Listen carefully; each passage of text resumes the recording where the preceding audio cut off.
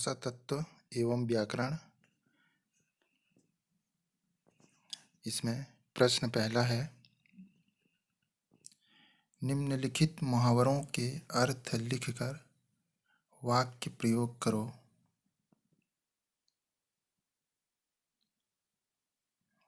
उत्तर है इसका पहला, मंत्र मुग्ध होना माने शुद्ध बुद्ध खोना। यहाँ पर ध्यान देने वाली बात है, जब इसका वाक्य प्रयोग करेंगे तो वाक्य में मंत्र मुग्ध होना चाहिए, शुद्ध बुद्ध खोना को नहीं लिखना है। शुद्ध बुद्ध खोना उसका अर्थ है। जैसे वाक्य प्रयोग करेंगे तो कृष्ण की बांसुरी की आवाज सुनकर गोपियां मंत्र मुग्ध हो गईं। अगला है करारा जवाब देना। इसका अर्थ होता है सटीक जवाब देना या मुंह तोड़ जवाब देना। इसका जब हम वाक्य प्रयोग करेंगे तो वो हो जाएगा, रानी लक्ष्मीबाई ने अंग्रेजों को करारा जवाब दिया। अगला है जड़ से उखाड़ फेंकना, माने होता है समूल नष्ट कर देना। इसका वाक्य प्रयोग है, रानी लक्ष्मीबाई ने अंग्रेजी सेना को जड़ से उखाड़ फेंका।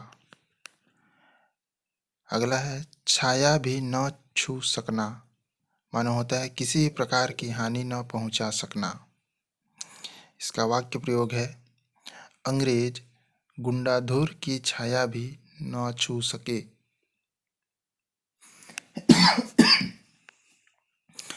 अगला है भूचाल आना, माने होता है खलबली मचना।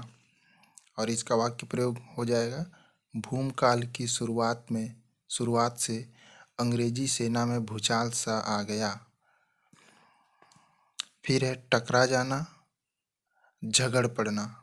वाक्य प्रयोग है, गुंडाधुर की सेना अंग्रेजी सेना से टकरा गई। अब अगला प्रश्न को बनाने से पहले हम पहले सर्वनाम को समझ लेते हैं।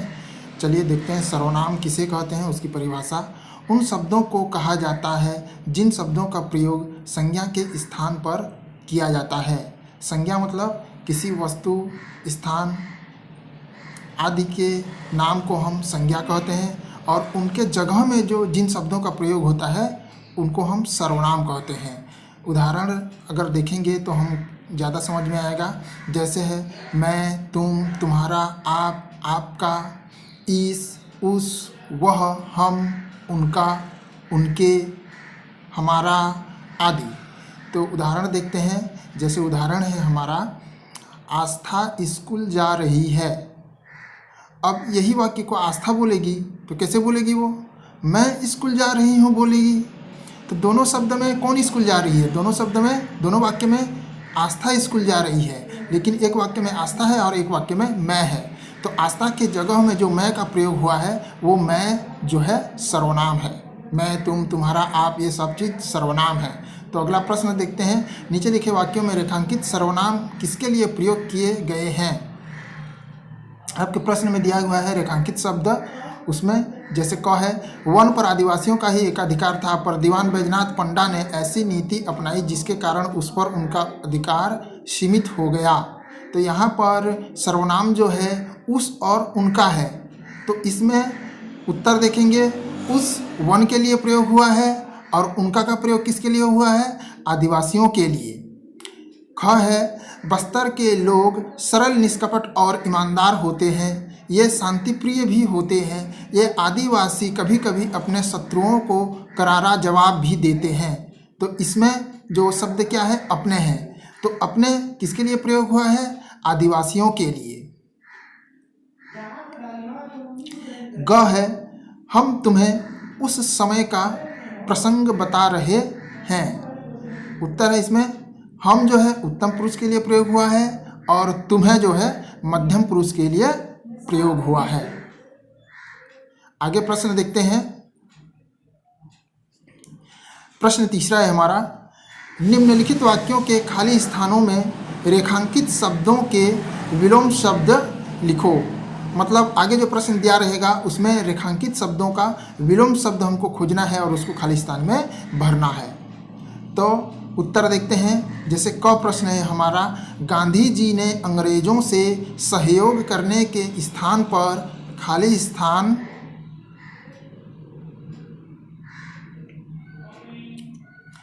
करने का निश्चय किया। तो यहाँ पर रेखांकित शब्द क्या है? सहयोग, और हमको सहयोग का उल्टा को उस खाली स्थान में भरना है। तो यहाँ जैसे ये है सहयोग, तो सहयोग का उल्टा क्या हो जाएगा? असहयोग। तो उस खाली स्थान में हमको लिखना है असहयोग। तो क्या हो जाएगा? गांधी जी ने अंग्रेजों से सहयोग करने के स्थान पर असहयोग करने का निश्चय किया। ख देखते हैं, रुद्र प्रताप देव सन 1900 तक खाली स्थान थे, बाद में सन 1903 में बालिग हुए। तो यहाँ पर रेखांकित शब्द आपके पुस्तक में दिया है बालिग। बालिग का उल्टा क्या हो जाएगा? नाबालिग, जिसको बोलते हैं वयस्क और अवयस्क। 18 वर्ष से कम वाले को नाबालिग, और 18 वर्ष से ज़्यादा जिनका हो गया रहता है उसको बोलते हैं बालिग। फिर है ग, शांति के समय खाली स्थान की बात करना ठीक नहीं। तो यहाँ पर रेखांकित शब्द आपके में दिया होगा शांति। तो शांति का उल्टा शब्द क्या होता है? अशांति। तो यहाँ पर हो जाएगा शांति के समय अशांति की बात करना ठीक नहीं। अब आगे देखते हैं घ, आज जिस स्थिति में है पता नहीं खाली स्थान क्या स्थिति बनेगी। तो आज है यहाँ पर, आज का उल्टा क्या हो जाएगा? कल। तो बन जाएगा आज जिस स्थिति में है पता नहीं कल क्या स्थिति बनेगी। अगला प्रश्न देखते हैं। प्रश्न चौथा है हमारा, निम्नलिखित शब्दों से उपसर्ग छांट कर लिखिए। उपसर्ग मतलब होता है शब्द के पहले में, किसी भी शब्द के पहले में जो पहला अक्षर जुड़ता है, पहले वाले शब्द को बोलते हैं उपसर्ग। तो इसमें जैसे बहुत सारा है, जैसे प्रगति, दुर्व्यवहार, अनुमति, बेसुध, निडर, अडिग, असफल, विद्रोह। इसमें से उपसर्ग छाटेंगे, मतलब उपसर्ग भी छाटेंगे तो उन वाक्यों को टुकड़ों में करेंगे। जैसे प्रगति है तो प्रगति का प्र और गति सार्थक शब्द होना चाहिए। तो प्रगति का पहला अक्षर क्या हो जाएगा? प्र। ये प्र जो है उपसर्ग है। उसी तरह से दुर्व्यवहार का क्या हो जाएगा? दु। अनुमति का क्या हो जाएगा? खाली अ यहाँ पर नहीं करना है, अनु होगा। अनु और मति जो दो अलग अलग सार्थक शब्द हैं, इसीलिए अनुमति। बेसुध का बे, निडर का नी, अडिग का अ, असफल का अ, विद्रोह। अब अगला प्रश्न देखते हैं। प्रश्न पांचवा, नीचे कोष्ठक में कुछ प्रत्यय लिखे हैं, दिए गए शब्दों के साथ इनका प्रयोग कर नए शब्द बनाएं। प्रत्यय मतलब शब्द के बाद में जुड़ने वाले शब्दों को प्रत्यय कहते हैं। इसके पहले वाला था उपसर्ग। तो उपसर्ग क्या था? ये दोनों चीज़ याद रखना है। शब्द के पहले जुड़कर नया शब्द जब बनता है तो उस पहले वाले शब्द को हम उपसर्ग कहेंगे, और शब्द के पीछे में जुड़कर जो नया शब्द बनेगा तो वो जुड़ने वाले पीछे में जुड़ने वाले शब्दों को हम प्रत्यय कहेंगे। तो इस प्रश्न में यहाँ हम शब्द के पीछे में क्या क्या जोड़ेंगे? ता, पन, ई, वाला, दार, वान, खोर। इन शब्दों को, अक्षरों को किसी भी सार्थक शब्द के पीछे में जोड़ करके सार्थक शब्द बनाएंगे। मतलब एक चीज़ आपको ध्यान देना है, जिस किसी शब्द के साथ में इन प्रत्यय को जोड़ेंगे वो दोनों जो है सार्थक होना चाहिए। आगे उदाहरण में बताते जाएंगे तो आप लोगों को ज़्यादा समझ में आ जाएगा। माने जैसे तैसे शब्दों के साथ नहीं जोड़ना है। जैसे पहला है ता। ता को हम किसके किसके साथ जोड़ सकते हैं? जैसे है आवश्यक। आवश्यक के साथ जोड़ेंगे तो आवश्यकता हो जाएगा। और क्या है? विवश, धनता बराबर विवशता। सफल, धनता बराबर सफलता। तो आखिरी में ता आ रहा है, ये प्रत्यय है, और इसके पहले में जो जुड़ रहा है ये सब सार्थक शब्द होना चाहिए। आवश्यक, विवश, सफल। अब जैसे हम बोलेंगे गगन, धनता बराबर गगनता। गगन सार्थक शब्द है, गगन माने आकाश, लेकिन उसके साथ ता को जोड़ेंगे तो गगनता हो रहा है, ये सार्थक शब्द नहीं है। जैसे तैसे शब्दों के साथ जुड़ना नहीं है। तो ता का इसमें से किसी को भी एक ठो लिख सकते हैं। जैसे है आवश्यक, धनता बराबर आवश्यकता। उसी प्रकार पन में बहुत सारे भी हैं, सोचो, बहुत सारे हैं। जैसे भोला धनपन बराबर भोलापन, आलसी धनपन बराबर आलसीपन। अब ऐसे नहीं करना है कि जैसे बचपन, तो बचपन जो है सार्थक शब्द है, लेकिन उसको हम तोड़ेंगे तो क्या होगा, बच धनपन, तो बच कोई सार्थक शब्द नहीं है, इसलिए बचपन यहाँ पर नहीं लिखना है। तो आगे जो बच रहा है ई, वाला, दार, वान, खोर, इन शब्दों को आप लोग एक सार्थक शब्द के साथ जोड़ना है और इसको आप लोग बनाओगे। ये आप लोगों के लिए होमवर्क है, इसको बना करके कॉपी में आप लोग दिखाना। अब अगला प्रश्न है हमारा प्रश्न 6वां।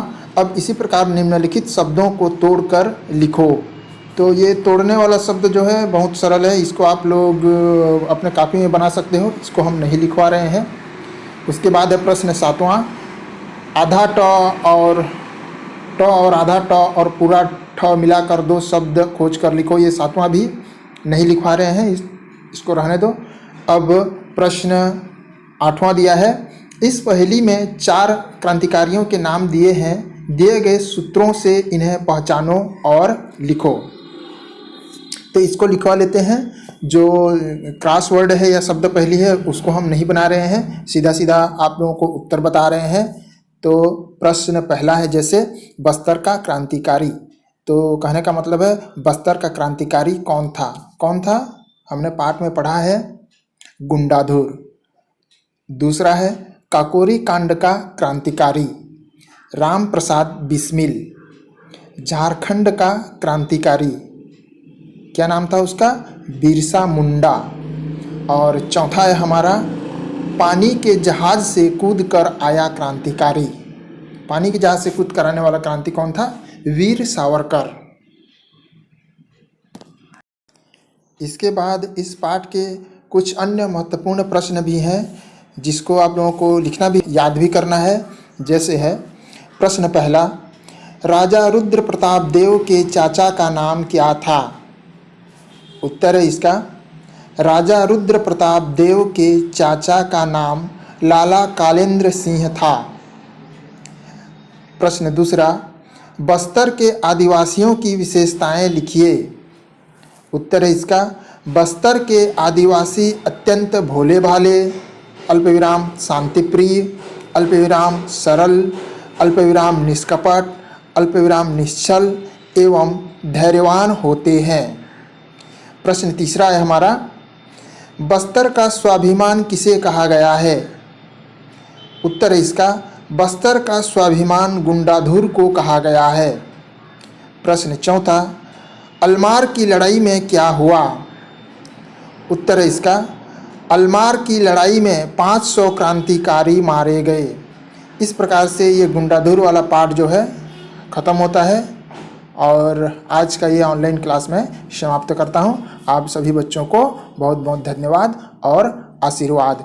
ये जितना भी लिखवाए हैं सबको आप लोग वीडियो को रोक रोक करके या जैसे भी करके आप लोग इसको पूरा करना है। ये गुंडाधुर पार्ट 12 तक आप लोगों को पूरा करना है। ठीक है, बाय।